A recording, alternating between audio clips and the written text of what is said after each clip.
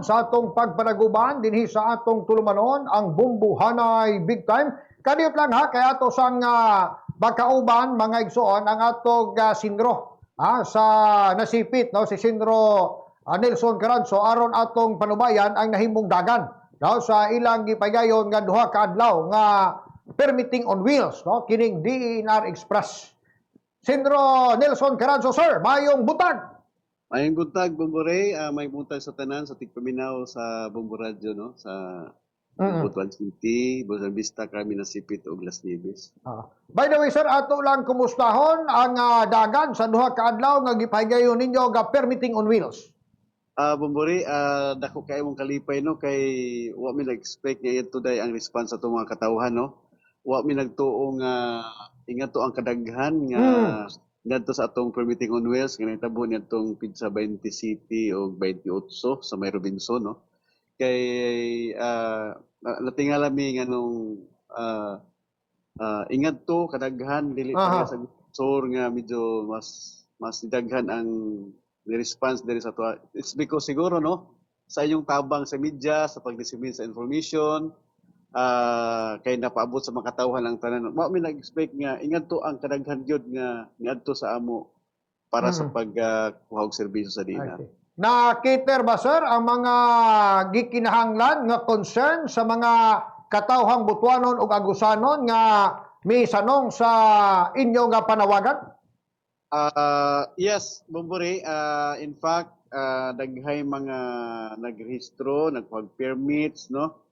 Nga mong target is only this one, but nakita na mo nga ni times 2, times 3 pa hinon ang services nga gikuha sa mga katawhan nato diri sa atong opisina sa DNR. I see. So, doon na pa ba lain nga panahon usab nga gitagana nga sublion na pod pahigayon kining permitting on wheels sa Sindro Nelson? Kining permitting on wheels, Bomboray, ako na siya, regular na siya nga kuha nato no, sa DNR, kay monthly na siya nga ipahigayon sa tanan, entire Caraga.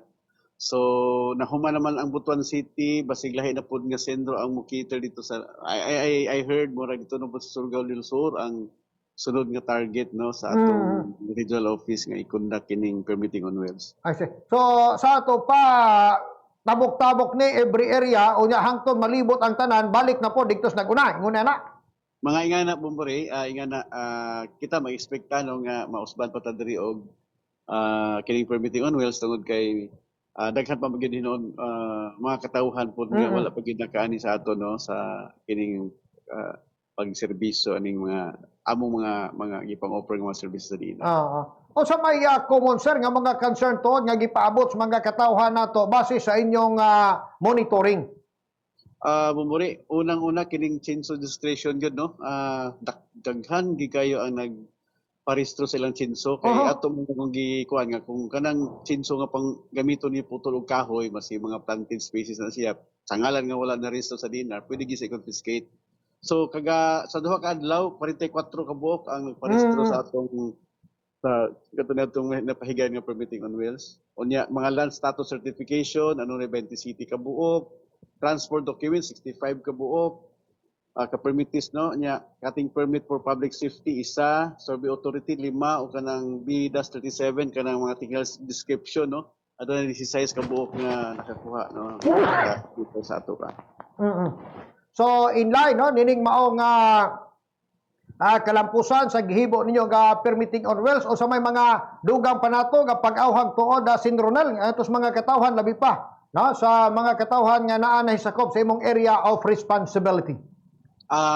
Iyan na Bomboray, sama sa akong giingon nga ato lang gihapon ipaabot sa itong mga katawhan ng mga programa sa DNR no kay daghan gyud ang wala nakahibalo sa mga serbisyo sa gobyerno, serbisyo sa DNR nga dapat ma-avail sa itong mga katawhan nga labi na nasa mga lagyo ng mga lugar nga dili na mo abot sa among mga information drive. So kamo sa media kay mong tabang magpaabot sa kanila sa ilaha para mahibaw-an sa mga katawhan ang mga serbisyo sa gobyerno.